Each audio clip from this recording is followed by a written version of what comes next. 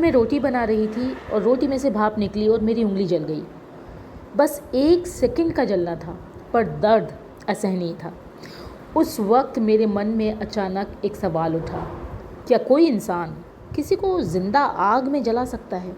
कैसे कोई इंसान किसी को ज़िंदा आग में जला सकता है?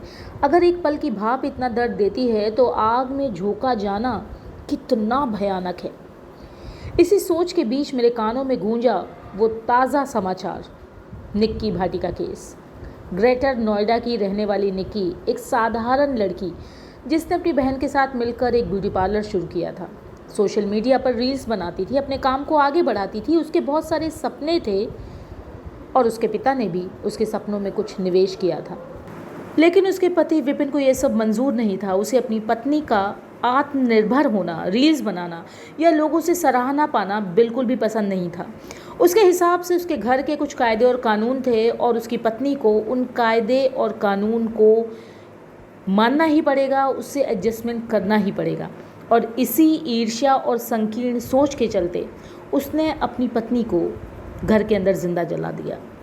सबसे दुखद बात यह है कि उसने पुलिस से अपना अपराध तो स्वीकार किया, लेकिन उसके चेहरे पर कोई पछतावा नहीं था। उसे अपनी करनी पर कोई भी रिपेंटेंस नहीं था। तो कुछ सवाल मैं यहाँ पे उठाना चाहती हूँ कि आजकल लोग अपराध करने के बाद भी कोई पछतावा क्यों नहीं करते? क्या इंसानियत का भाव सचमुच गिर गया है? क्या इंसानों में इंसानियत मर गई है? क्यों संवेदनशीलता नहीं है? आज समाज में बहुत सारे लोगों के अंदर दूसरों का दर्द महसूस करने की क्षमता कम होती जा रही है। अगर सामने वाला रो भी रहा हो ना, तो कई बार हमारे मन में कोई हलचल ही नहीं होती, क्योंकि हम उसके दुख को महसूस ही नहीं कर पाते, हम उसके दर्द को शायद समझ ही नहीं पाते।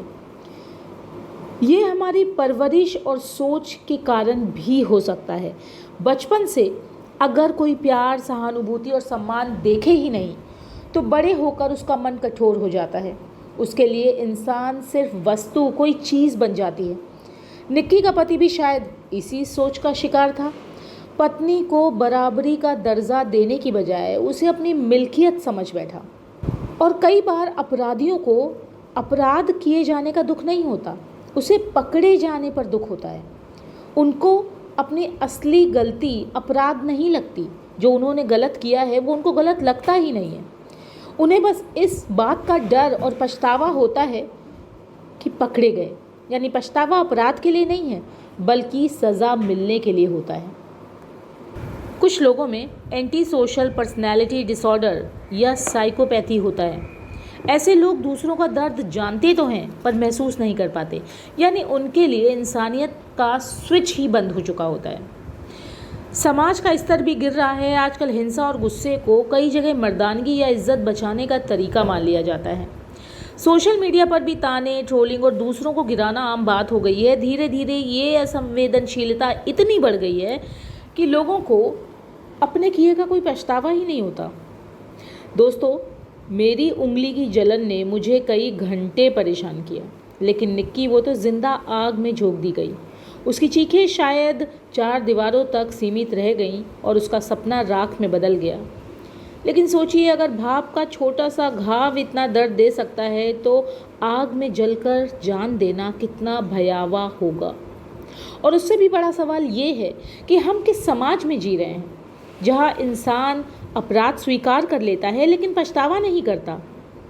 अब वक्त है कि हम अपनी परवरिश में, अपने बच्चों की सोच में और अपनी सामाजिक व्यवस्था में करुणा, सहानुभूति और बराबरी को फिर से जिंदा करें, वरना निक्की जैसी और कितनी बेटियां इस निर्दयी समाज की भेंट चढ़ेंगी।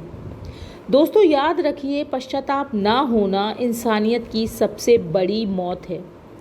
लेकिन इसके साथ साथ मुझे एक और भी ज़रूरी बात आपसे शेयर करनी है। बेटियों को जब हम बड़ा करते हैं ना, तो मन में उनकी शादी करनी है एक दिन, ये सोचने की बजाय उनको हमें उनके पैरों पे खड़े करना है और उन्हें आत्मनिर्भर बनाना है, जिससे कि शादी हो या ना हो, लेकिन उन्हें कभी किसी के अप्रूवल के लिए किसी का चेहरा ना देखना पड़े। क्योंकि लड़कों की तरह लड़कियों को भी पूरा हक है कि वो अपने सपने देख पाएँ, उन्हें जी पाएँ और उन्हें साकार कर पाएँ। इसके लिए उन्हें अपने मेल पार्टनर या हस्बैंड से अप्रूवल लेने की ज़रूरत नहीं है। आप इस वीडियो को देखने के बाद क्या सोचते हैं? अपने विचार हमसे ज़रूर शेयर करिए। खुश रहिए, क्योंकि ये ज़िंदगी ज़बरदस्त है। नमस्कार।